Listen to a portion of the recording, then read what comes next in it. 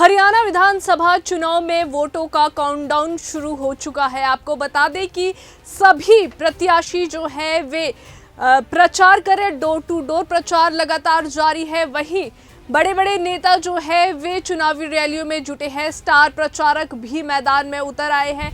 आपको बता दें कि वही बयानबाजी और आरोप प्रत्यारोप का दौर भी लगातार जारी है। सीएम ने एक ट्वीट किया है, उन्होंने कांग्रेस पर निशाना साधा। इस ट्वीट करके उन्होंने कांग्रेस पर क्या कुछ कहा है, क्या ट्वीट किया है, आइए जानते हैं।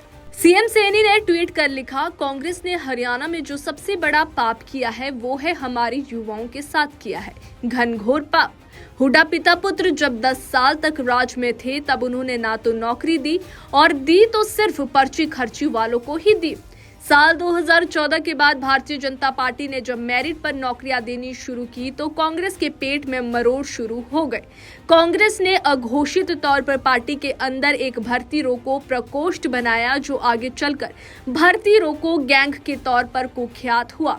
इस भर्ती रोको गैंग ने कानूनी दांवपेच अपनाकर युवाओं की नौकरियों को अटकाने और भटकाने का काम किया।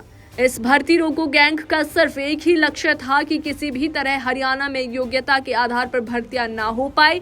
इस गैंग के कारनामों की वजह से पता नहीं कितने युवाओं के सपने धरे के धरे रह गए, सरकारी नौकरी करने की उनकी उम्र निकल गई।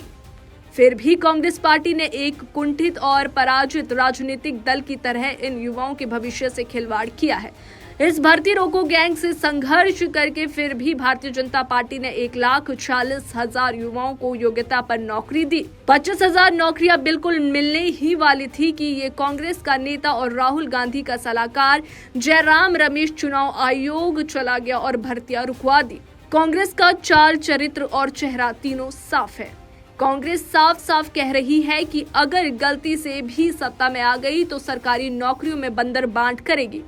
सीएलयू गैंग के हिस्सेदार, चाहे वो नीरज शर्मा हो या शमशेर गोगी हो या कुलदीप शर्मा हो या चाणक्य पंडित हो, कोई 50 वोटों के बदले नौकरी बेच रहे हैं तो कोई खुला ऐलान कर रहे हैं कि पर्चे से नौकरी दूंगा और अपना घर भरूंगा। लेकिन हरियाणा का स्वाभिमानी युवा कांग्रेस के इन खतरनाक इरादों को कभी पूरा नहीं होने देगा, ऐसा मुझे विश्वास है। हरियाणा विधानसभा चुनाव में वोटों का काउंटडाउन शुरू हो चुका है। आपको बता दें कि सभी प्रत्याशी जो है वे प्रचार करें, डोर टू डोर प्रचार लगातार जारी है। वहीं बड़े बड़े नेता जो है वे चुनावी रैलियों में जुटे हैं, स्टार प्रचारक भी मैदान में उतर आए हैं।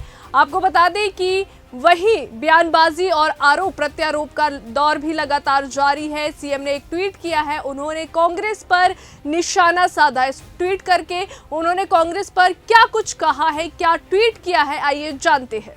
सीएम सैनी ने ट्वीट कर लिखा, कांग्रेस ने हरियाणा में जो सबसे बड़ा पाप किया है वो है हमारे युवाओं के साथ किया है, घनघोर पाप। हुड्डा पिता पुत्र जब 10 साल तक राज में थे तब उन्होंने ना तो नौकरी दी और दी तो सिर्फ पर्ची खर्ची वालों को ही दी।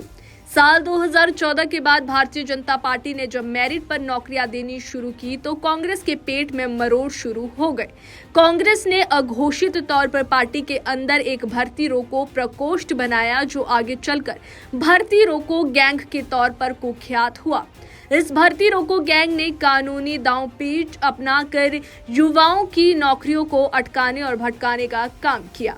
इस भर्ती रोको गैंग का सिर्फ एक ही लक्ष्य था कि किसी भी तरह हरियाणा में योग्यता के आधार पर भर्तियां ना हो पाए।